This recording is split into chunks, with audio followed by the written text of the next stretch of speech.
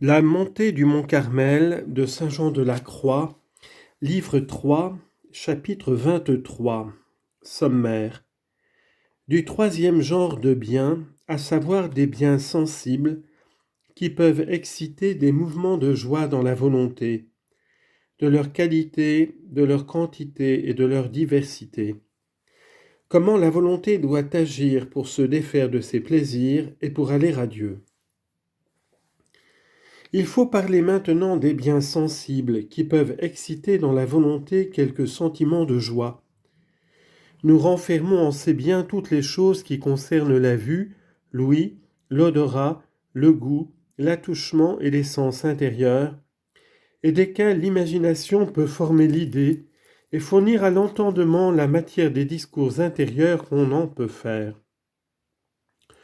Or, pour purifier la volonté de la satisfaction que les objets sensibles lui donnent, et pour la conduire à Dieu, il faut supposer comme une vérité constante que les sens de la partie animale ne sont pas capables de connaître Dieu comme Dieu, en sorte qu'il est impossible à l'œil de le voir ou de voir quelque chose qui lui ressemble, à l'oreille d'entendre sa voix ou quelque son qui approche de lui, à l'odorat de flairer une odeur aussi douce que lui, au goût de goûter une saveur aussi relevée, à l'attouchement de toucher un objet aussi subtil et aussi délicieux, à l'imagination de s'en faire une représentation qu'il exprime tel qu'il est en lui-même, puisque les hommes, dit Isaïe, n'ont point entendu depuis la naissance des siècles, les oreilles n'ont point entendu et les yeux n'ont point vu,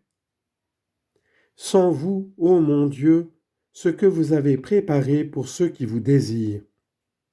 Isaïe chapitre 64, verset 4. Mais il faut remarquer que le plaisir peut se répandre dans les sens, ou de la part de l'esprit, par une communication divine qu'il reçoit intérieurement, ou de la part des objets matériels qui frappent les sens extérieurs. Suivant ce que nous venons de dire, il est certain que la partie sensitive de l'homme ne peut connaître Dieu ni par la voie de l'esprit, ni par l'entremise des sens, car étant destituée de la capacité d'atteindre à un objet si sublime, elle ne peut avoir la connaissance des choses spirituelles que d'une manière corporelle et sensible. Il s'ensuit de là que vouloir occuper la volonté du plaisir qui naît de ces opérations, c'est une chose vaine et inutile. C'est empêcher aussi la volonté de s'appliquer à Dieu en mettant toute sa joie en lui. En effet, elle ne saurait jamais être à lui parfaitement qu'en se privant de cette sorte de satisfaction, aussi bien que des autres contentements dont nous venons de parler. Car lorsque l'âme ne s'y arrête point et que la volonté commence à goûter le plaisir que les sens de la vue, de l'ouïe, de l'attouchement, de l'odorat et du goût lui présentent, elle se sert de ce plaisir même comme d'un motif efficace pour s'élever à Dieu. Elle fait une chose qui lui est avantageuse, et en ce cas, non seulement il ne faut ni réprimer ni finir ses mouvements, puisqu'ils produisent dans l'âme cette sorte d'oraison et de dévotion, mais il est bon aussi d'en user pour se perfectionner dans ce saint exercice, puisque plusieurs personnes sont attirées à Dieu par ces sortes d'objets sensibles. Il est néanmoins nécessaire d'y apporter beaucoup de circonspection en examinant leurs effets, car plusieurs d'entre les gens spirituels s'entretiennent dans ces délectations sensuelles sous prétexte de s'adonner à la méditation et de s'unir à Dieu. Mais après tout, ils cherchent plus à se satisfaire qu'à contenter leur Créateur. On peut appeler cet exercice plutôt la jouissance du plaisir que la pratique de l'oraison. Et quoiqu'ils semblent n'avoir pas d'autre intention que d'aller à Dieu, ils montrent néanmoins par les effets qu'ils envisagent la satisfaction des sens. Ainsi ils s'affaiblissent plutôt par les imperfections qu'ils y puisent qu'ils ne se fortifient par une volonté obéissante aux attraits de Dieu et attachée à son service.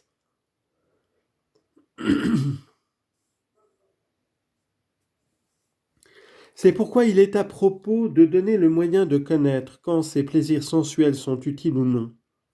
Le voici.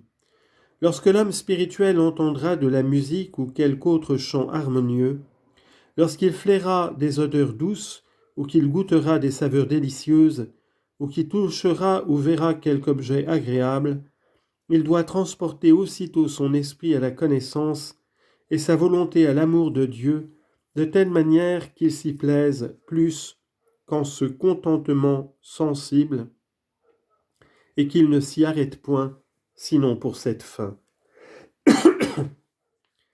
Car c'est une marque du fruit qu'il en recueille et du progrès qu'il fait dans la vie intérieure, tellement qu'il peut se servir ainsi, et non seulement de ses satisfactions, puisqu'elles aident alors à connaître et à aimer Dieu, ce qui est la fin qu'il s'est proposée. Mais il faut observer que celui en qui ces objets sensibles font un effet purement spirituel ne les doit ni désirer ni estimer, quoique, quand de même il se présente, il y goûte du plaisir à cause du sentiment qu'il lui donne de Dieu. Voilà pourquoi il ne se met pas en peine de les avoir. Et lorsqu'il s'offre sans qu'il y coopère, il en détache incontinent sa volonté pour l'attacher à son Créateur. La raison en est que, quand l'esprit se plaît à s'élever à Dieu, en passant légèrement par toutes ces choses, il est si pénétré des douceurs de Dieu, si rempli de ses faveurs et si satisfait que rien ne lui manque, qu'il ne souhaite rien davantage, et que s'il lui arrive de sentir quelque désir des choses qui l'aident à s'unir à Dieu, il s'en défait, et ces objets s'évanouissent de sa mémoire comme des songes. Au contraire, les mêmes objets nuisent beaucoup à ceux qui y prennent quelque plaisir sensible, et qui ne laissent pas à leur cœur la liberté de se porter à Dieu avec amour et avec facilité. C'est pourquoi ils doivent s'en priver, car quoiqu'ils se servent de l'entendement et de la raison pour aller à Dieu, néanmoins, il y a apparence qu'ils en souffrent plus de dommages qu'ils n'en reçoivent d'utilité. D'autant que l'appétit sensuel goûte les effets sensibles de ces opérations, et conséquemment, si ces gens-là ont du penchant pour ces sortes de satisfactions, ils doivent réprimer cette inclination, puisque plus elle sera grande et puissante, plus ils deviendront faibles et imparfaits. Ce qui nous fait dire que l'homme spirituel ne doit user du contentement des sens que par rapport au Seigneur. Et suivant cette règle, il doit rapporter à Dieu toute la joie de son âme, afin de se la rendre utile et de l'épurer de toute imperfection. Pour cet effet, il doit considérer que toute la délectation qui coule d'une autre source que du renoncement à toutes les joies sensuelles est vaine et inutile, et empêche la volonté de s'unir à Dieu, quoique le sujet qui les cause soit d'ailleurs excellent et sublime.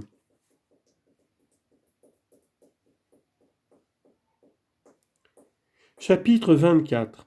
Des dommages qui arrivent à l'âme lorsque la volonté se réjouit des biens sensibles.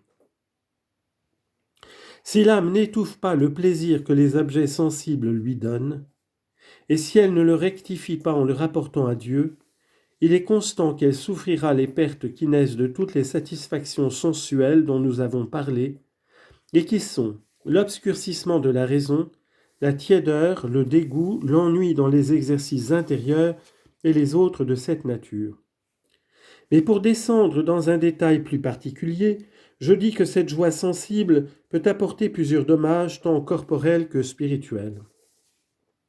En premier lieu, quiconque ne rejette pas pour l'amour de Dieu le contentement dont les choses visibles et agréables le remplissent, tombe dans la vanité d'esprit, dans les dissipations de cœur, dans les désordres de la concupiscence, dans l'impudicité, dans le dérèglement de l'intérieur et de l'extérieur, dans l'impudence, dans l'envie, dans la jalousie, dans d'autres vices dangereux.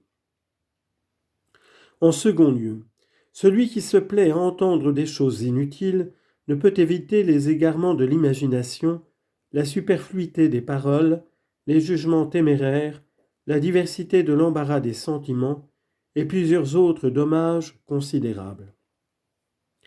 Troisièmement, de la délectation des odeurs viennent le dégoût qu'on a des pauvres, l'aversion de les servir et de rendre service aux autres, le peu de courage à se vaincre dans les choses basses et abjectes, l'insensibilité d'esprit, au moins selon la faiblesse ou la véhémence des passions. Quatrièmement, le plaisir des viandes engendre la gourmandise, l'ivrognerie, la colère, la discorde, le défaut de charité envers les pauvres, auxquels le mauvais riche était sujet. De là naissent encore l'intempérance du corps, les infirmités, les émotions malséantes, les autres causes des passions déshonnêtes. De là coulent aussi, comme des ruisseaux, d'une féconde source, la stupidité et la grossièreté d'esprit. Le désir et le goût des choses spirituelles languissent de telle sorte que l'âme n'y trouve plus de saveur, qu'elle ne peut ni s'arrêter ni même en parler. La dissipation des sens et du cœur, le chagrin et l'amertume prennent de là leur commencement. Mais l'attouchement des choses molles et douces est suivi de dommages plus nombreux et plus funestes à l'âme. Ce plaisir est la cause de l'exécrable crime de mollesse. Il rend l'esprit efféminé et timide, il dispose ce sens à pécher, il lui donne un si grand penchant aux chutes continuelles qu'il n'a pas plus de résistance qu'une cire tendre et presque fondue. L'attouchement verse dans le cœur une vaine joie. Il nourrit la liberté de dire et de voir toutes choses, il étourdit les autres sens et il les obscurcit à proportion que cette passion animale est violente. Il prive le jugement de ses lumières et de sa droiture, il le tient dans une ignorance grossière et dans une grande imbécilité spirituelle.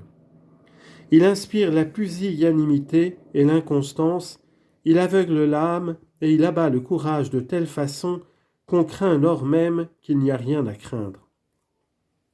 Cette molle délectation produit l'esprit de confusion et l'insensibilité de conscience dans les affaires, parce qu'elle débilite le bon sens et le réduit à un tel état que l'âme ne peut ni prendre ni donner de sages conseils et qu'elle devient incapable des biens spirituels et inutile pour toute chose, comme un vase percé de tous côtés.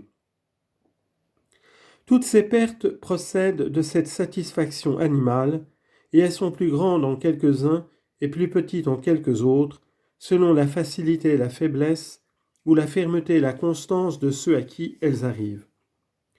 Car il y a des gens de telle complexion que les moindres occasions leur sont plus pernicieuses que les plus grandes ne le sont à d'autres. J'ajoute aux effets de cette volupté le relâchement dans les exercices spirituels et dans les macérations du corps, et la tiédeur et l'indévotion dans l'usage des sacrements de pénitence et d'Eucharistie. Mais je passe sous silence les autres maux dont elle accable ses esclaves, parce que je serais trop long à les déduire.